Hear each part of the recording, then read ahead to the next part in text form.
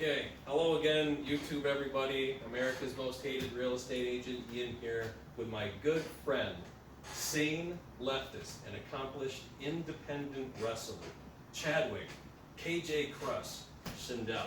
Chad, welcome to the show. Thank you, sir. Thank you for having me. Glad to have you. So, Chad and I have been buddies for quite a while now. He's actually one of the favorite people in my life that I have to talk to about politics because not only are we somewhat different in terms of viewpoints, which is important for maintaining a balanced worldview, but he's a leftist and I think does a really good job of embodying the best parts of leftism minus all the crazy shit that we're seeing pumped around by the mainstream media. But in a departure from my typical MO, I guess you could say, we're going to start off talking about somebody other than me and something other than politics. So, Chad, could you tell us a little bit about your experience as a wrestler? Right on. Like you said, I'm an independent wrestler. I go under the ring name KJ Crush. I started professionally in, I want to say, 2008. I could be wrong. Basically, I started out as like anybody else who gets into wrestling. They're a fan first. They watch, they see him on TV. They say, "Oh, that's going to be me one day." I found a group of buddies that were dumb enough to go out in my backyard and hit each other with stuff, and Wow. I thought that was wrestling for a while. But you know, Michigan, where we live, has a pretty poppin' independent wrestling scene, and it's not hard to make connections. I made a couple connections, and through that, I got trained, and I've been wrestling. I trained with Matthew Priest and Ravishing Ron at the BCWA Wrestling Academy. And I've been wrestling for BCWA. I've done spot work for Beyond Wrestling, which is a very big independent promotion in the northeast area of the country. And yeah, pretty much that's what I do. I play fight with men in underwear for fun. So you've really seen it from beginning to end, all the way from being a fan to being somebody who's... Well, you know, I had my dreams. I wanted to make it to the WWE one day. I wanted to be the world heavyweight champion. But, you know, as we were talking about politics, wrestling's full of them. And I became a little jaded with it. You know, it's nowadays I'm doing it for fun. It's like a therapy, an outlet for me. I get to go see my buddies, go fucking have a fucking play fight for a little while, and get paid to do it. Wow, that's pretty cool. So it sounds like you've met a lot of interesting people, done a lot of crazy stuff. So out of your whole experience as a wrestler, like what would be some of the craziest things that have happened to you? Let's see. Funny story. I'm an avid pot smoker. I don't know if anybody knows this, but I'm an avid pot smoker. Won't name any names because, you know, I will be sharing this on my Facebook and people can see. So one day we're at a show and one of my buddies, let's call him Josh, he says, "Yo, we're gonna go smoke this blunt, but I'm not letting, let's call him Carl. I'm not letting Carl hit this blunt with us, and nobody better pass it to him." So we're sitting there, we're smoking, and Josh hands the blunt over. Blunt comes over to me, I'm hitting it. I look over, and I see Carl coming. So I go, I pass it to him real quick, you know, like, "That's your blunt, you deal with it, I'm staying out of the bullshit." He passed the blunt, he passes it to somebody, I don't remember who, but that somebody goes on to pass it to Carl. My buddy Josh runs over and snatches it from him and says, "You can't hit this," and he thinks it's a joke. Carl does, and he's like, "Oh, come on, man." My buddy runs, and they run around this venue. It's a big-ass building. They run around for like, I don't know, a minute of him literally just trying to hit this blunt. Well, at some point, my buddy Josh got sick of it, and he turned around, straight around, and as my man came running in, he double-legged him and just like started shoot fighting him on the ground. And I'm just kind of sitting there like, can I hit that blunt again? But I got that's one that just sticks out to me. There's a bunch of stuff on, like, you go on the road, you see stuff happens. Like, yeah. So it sounds like stuff gets pretty goofy, but how about something more harrowing, like a little dangerous, like maybe involving an injury or something? Well, for me, you can actually find the clip of it online. If you look up KJ Crush knocks himself out. One time, I was in a match, and we came to a part where I'm going to do a moonsault, which is a backflip off the top rope, and I'm supposed to land on the guy with my stomach, big old belly splash. I have it in the match. He's gonna move. You know, wrestling's fake, people. Don't be surprised. So I go for my backflip. He rolls out of the way. And no, I've done this move. I've done it a million times. I've had the guy move because most people don't want damn near 300 pounds landing on him from there. So I have a move. I go to flip, and I just didn't get enough rotation. And as I'm looking down, the mat, bam, smacks me dead in my face. And I hit, and I know that there's something coming up. And I just know, like, just stand up. You're just supposed to stand up after this. It looks like garbage. You see me stand straight up and get ready for it because I'm a little bit loopy. This guy comes in, Danny Only, I love you, buddy. He comes in, bam, hits me with a clothesline, which is literally you just take this part of your arm and hit somebody in their neck. He hits me, I flip and land on the back of my head. Pins me 1, 2, 3, I roll out of the ring, and as I'm rolling, the world just starts spinning. You can hear me off in the distance in the video go, I was that close to throwing up. But that's probably the craziest thing injury-wise in wrestling that's ever happened to me. So it sounds like, as a wrestler, you got to put up with a fair amount of physical pain. Yeah, there's a difference between faking. So let me take back what I said earlier. A lot of guys would call that the F word. It's not necessarily fake. If I hit, there's a move called a chop, right? That's where you just slap someone in the chest. No amount of training prepares you to just be slapped in the chest. It hurts no matter what you do. So, like, knowing you're going to get hit isn't the same as you're not getting hit. If somebody drops me on my head, they take precautions to protect my neck. But if they don't take those precautions, I get hurt. Everything still hurts. It just hurts a little bit less than if you were really trying to hurt somebody. So it's like safely painful. Yeah, if you want to put it that way. I put it like it's full contact LARPing. Like when you think about it. Yeah, that's basically we're role playing, we're putting on a show for everybody, but we take risks. I know guys that have been hurt real bad. I got a buddy, Chase Burnett, he just came back from nursing an injury. It happens, puts guys out, but almost everybody comes back. There's something about it that just draws you back to it. Wow, that's pretty cool. So what about something involving maybe a fan, or like how has everything kind of progressed to this point and kind of culminated in what you've got to deal with today? Like I said, I had my dreams. I wanted to make it. As a fan, that's where I wanted to be. But the more I got into it, the more I'm like, of course, I would love to go places. I would love to like make big money wrestling like anybody else would. But I'm also okay with, just seeing my buddies on those weekends. I'm okay with like putting on a show for 200, 400 people. It's not like there's a passion for it more than there is like a drive for profit. That's pretty cool. So I think that you did a pretty good job of covering like your experience as a wrestler and all of some pretty good crazy stories and stuff. But if there was like one lesson or maybe one or two most important lessons you've drawn from it, maybe that applied elsewhere as well as just to wrestling, you can share with the fine folks at home. Right on. First one, everything's a work in the business, in the wrestling business. There's a lingo that goes around, and when you're like, if I'm out in the ring and I'm trying to make this fan mad at me, I'm playing my bad guy character, my heel character. I'm working her. I'm wanting her. I'm trying to elicit a reaction out of her, or it's a way of being deceitful. Deceitful rather. Yeah.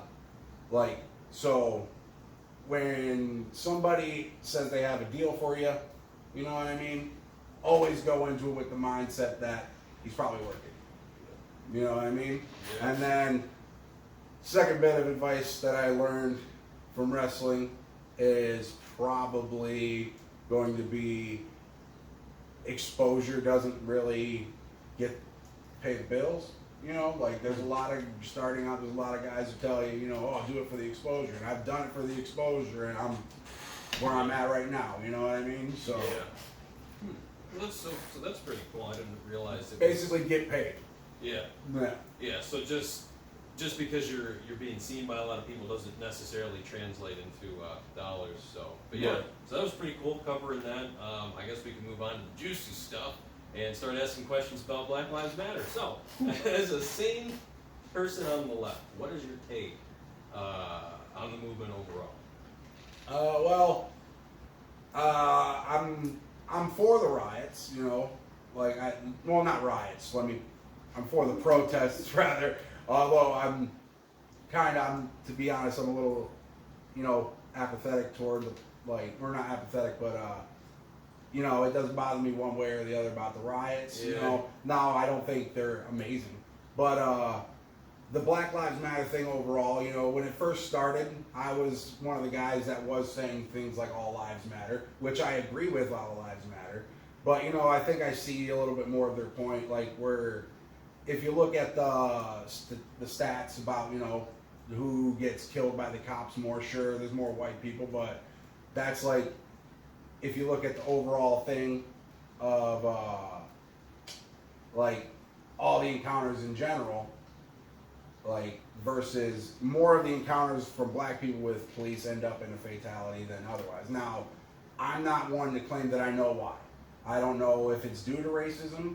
I don't know if it's just due to, like, cowardice on behalf of the police. Like, because, I mean, they seem to be more afraid of black people than they are white people. Yeah. But at the same time, I wouldn't say that I'm in support of, like, you know, the cancel culture that's being, you know, pushed by the Black Lives Matter movement. I don't think canceling things or censoring things is going to help anything in the long run. Yeah, definitely. So it's like you can look at what's taking place in the United States within the black community and recognize that there's definitely an issue there, and that there's a lot of stuff that Black Lives Matter is kind of it's like that's drawing attention to it. It's kind of like my thing with feminism. You know what I mean? Like, sure, you got points. You know, and I'm not trying to take that away from you. I would never argue with a black person that I don't have a better shot of walking away from an interaction with the police than they do. Right. I'm not gonna. I think that's just a blatantly ignoring reality if you're gonna say that.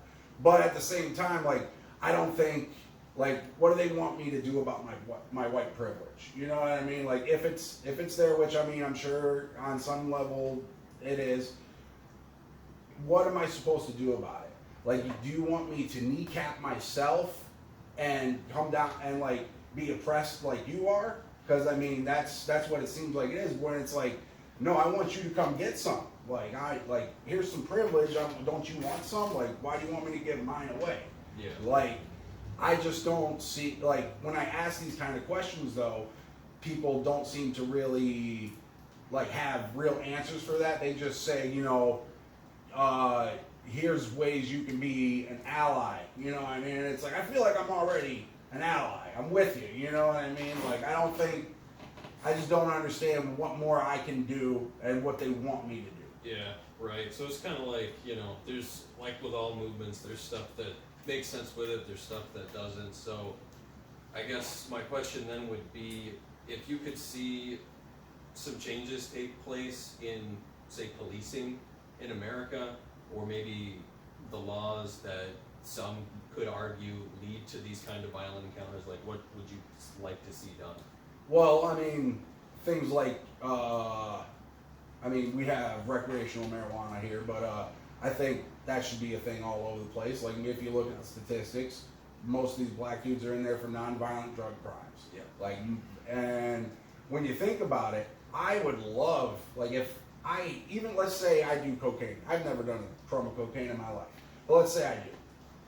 if I want to do cocaine, how does this person have the right to tell me I don't want, that I can't do it? And how can they like put me in a cage because I have cocaine on me? Like, I would love to be able to resist, like, even though the Constitution says you have the right to resist an unlawful arrest to the point of taking the offending officer's life.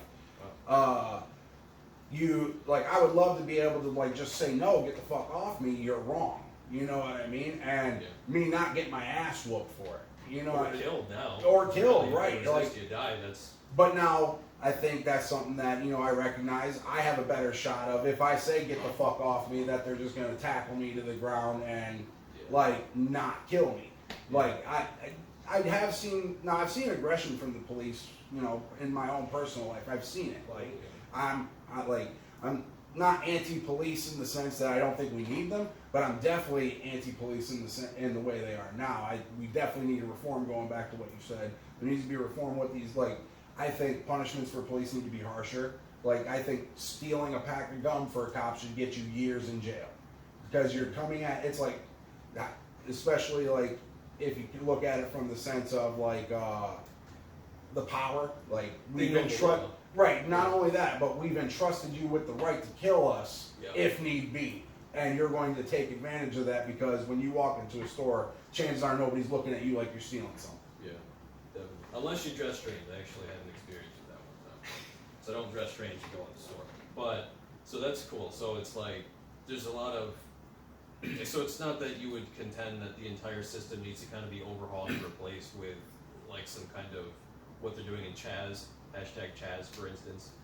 I'm not familiar. The Capitol Hill Autonomous Zone where Antifa protesters took over a 6-block radius and then, ironically enough, they had border checkpoints and stuff.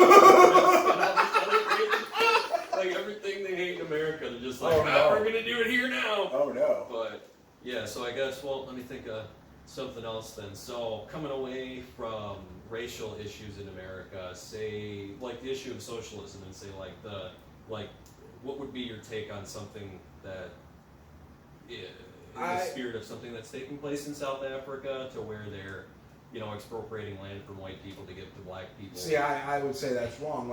And that goes back to again the racial thing. I'm sorry to go back to it, but with the working definition a lot of people have now is racism is prejudice plus power. It's like. The thing stuff that's happened in South Africa, is that racism because black people are the systemic power there, or does just because you're white you can't be people can't be racist against you anywhere, Yeah. But I'm sorry, how we get to that original? I don't know. I tried to step away from race and just run right back. I mean, you mentioned South Africa. Oops. Well, maybe. Let me ask you about, say... Oh, you said socialism. Yeah, so it's fundamental tenets of socialism, like the forced redistribution of wealth, and then the different, Now, see, this is where I'm I sit on the fence about socialism. I obviously see the benefits of capitalism. You can build a country up to what we basically have right now. And expect greater things. And socialism doesn't have the greatest track record of doing that. However, I don't think it's a bad idea. The common meme is it looks good on paper. You know what I mean? Yeah. And I think in some ways it does. I think I don't deny the social contract. I deny that you have to abide by it, but I don't deny that it's there, because my right to swing my fist ends at your nose thing, but I think it makes sense to take care of people who are poor, for lack of a better term, because if their lives are at least menial rather than shitty, then there's less of the chance that that's going to affect you in a more negative way than some of your money going toward subsidizing their lives. Yeah, just a little bit of enough to stay alive and right. These harsh I don't think anybody should go hungry. If I'm sitting on my porch and I'm eating a sandwich and I see a dude going, I'm gonna be like, you want to bite of a sandwich, dog? You know what I mean? I'd ask if you had $5 for the sandwich. Just kidding.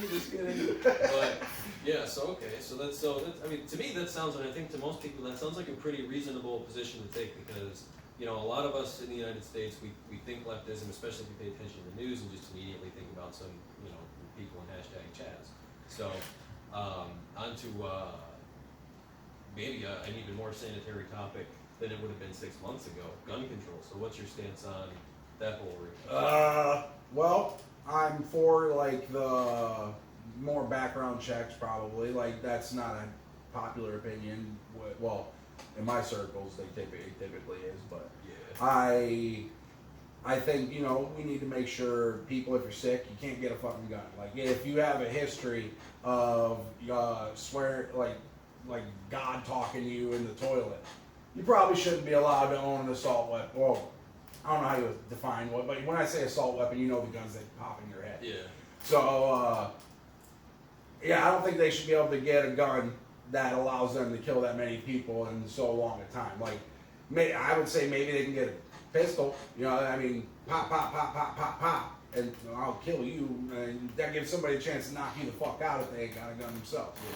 But at the same time, I'm for people owning guns. Like, I just wish more people would say, "Fuck you, I like guns," rather than like say we need these to defend ourselves against the government. Because let's not bullshit ourselves. When the government comes with the fucking tanks and you're going pat pat pat pat pat pat, yeah, they don't give a fuck about there you those. Go. And it comes down to things like nukes. Like, you gotta have equal arms. Are you cool with your neighbor Jim right there having a fucking IED? You know what I mean? Or IUD, whatever.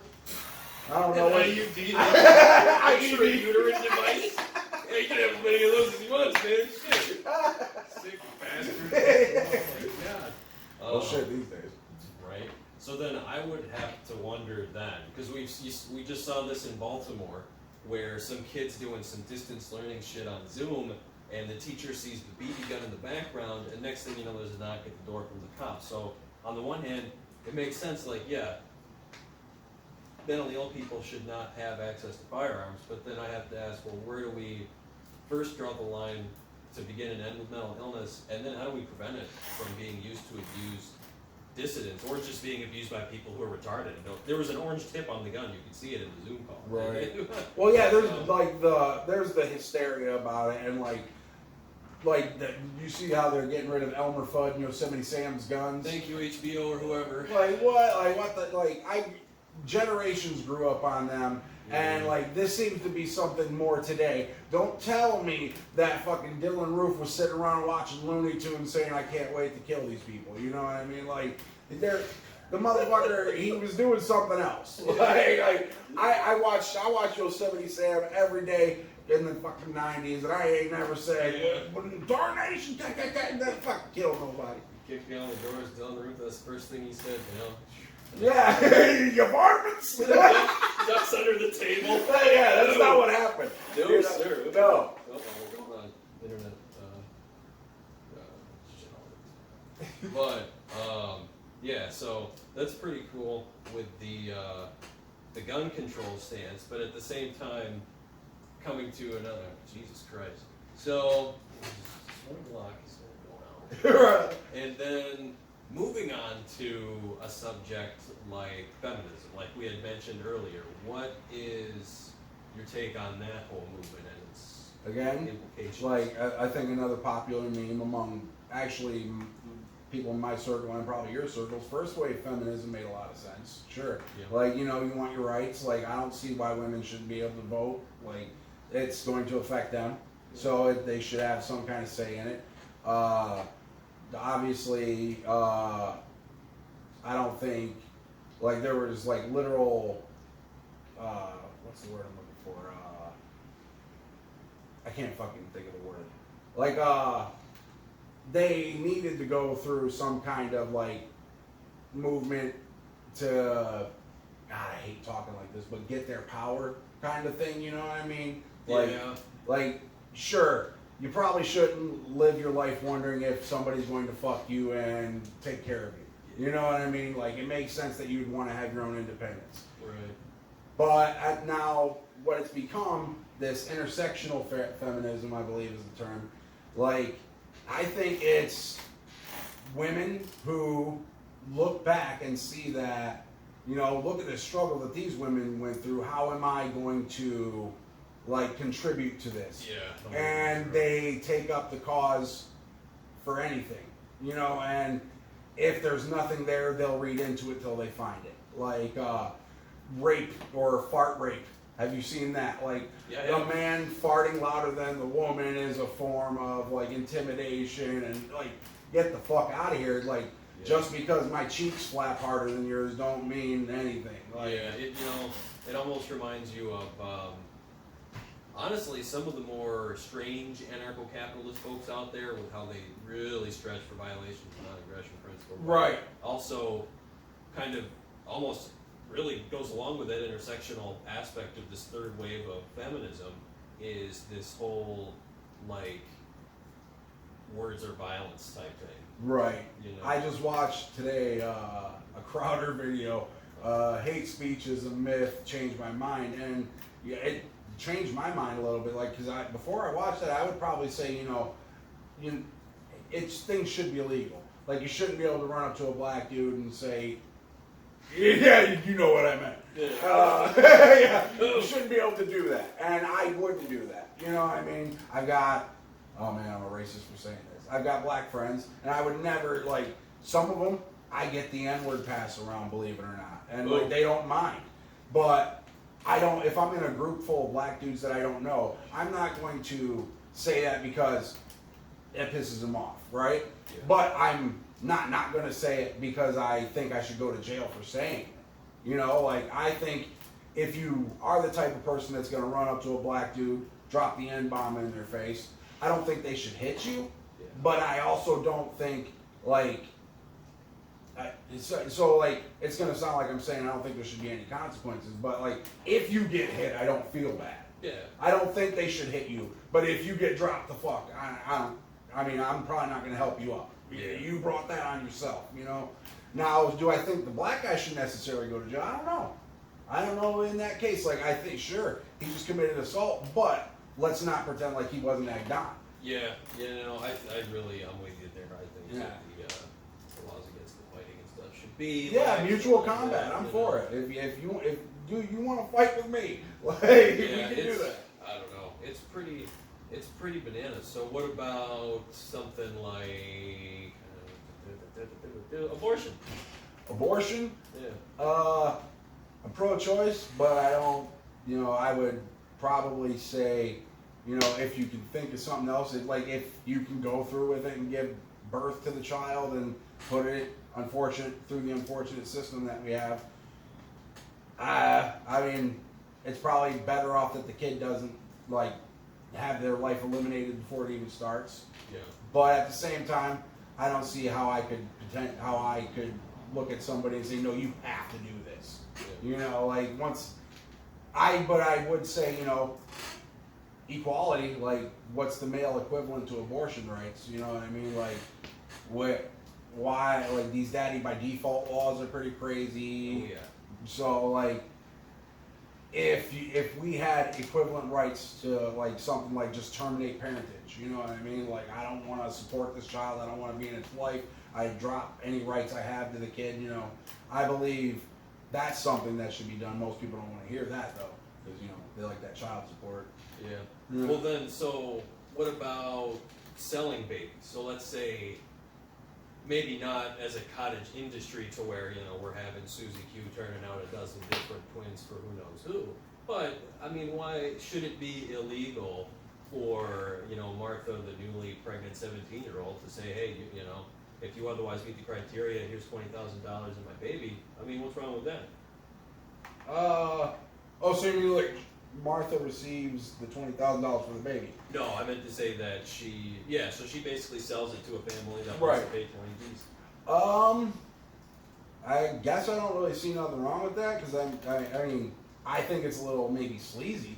Like, you're gonna sell your kid, but that's right, but I mean, that's like that's something in me. That's a personal thing where I just feel like that's.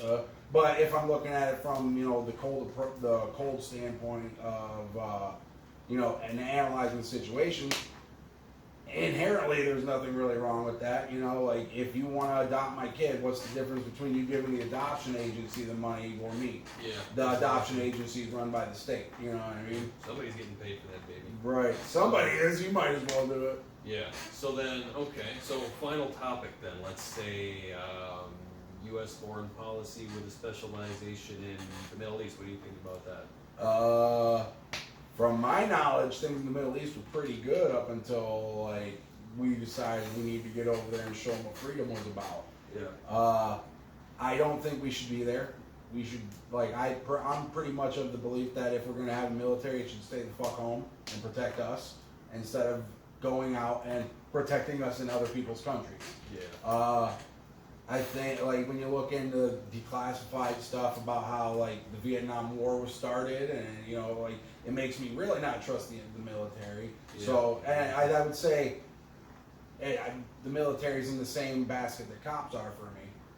You're in a position where it's in my best interest not to trust you because I'm basically ripe for the fucking taking. Like, you guys have all the fucking power, and if you decide to come in my house, shoot me, my dog, my girlfriend, my other dog, and say he fucking was reaching for my gun, people are gonna believe you. Yeah. Yeah, so I just think, word of advice to anybody, don't trust the police, don't talk to them if you don't have to, comply, but just don't fucking talk. Yep. Do everything they tell you to do, but just say nothing. Yeah. What you say can and will be used against you in a court of law, whether or not they reiterate that for you before or after. And when I say comply, I'm not saying it like a bootlicker, like, oh, then nothing will happen to you, because you're still probably going to have something happen to you, be quiet. But at least if you're being quiet, they got nothing on it. They can't say you did anything. Like, they can't say you said this, you said that. You shut the fuck up the whole time. Yeah, unless they're getting really sleazy. But at the same time, don't be like a prick about it. You know? Right. It's respectful, you know, it's just, I don't know, it is fucked up in this country and some stuff. But yeah, so, I mean, great interview. This is the first I've ever done, so I hope it was... Not bad. Thank you. I hope you guys liked it as well. So we're going to edit this up and get it ready. So I guess we'll do the honorary countdown. Wow, social distancing. Yeah, and as always, stay triggered and call me if you want to sell your house. That's pretty good.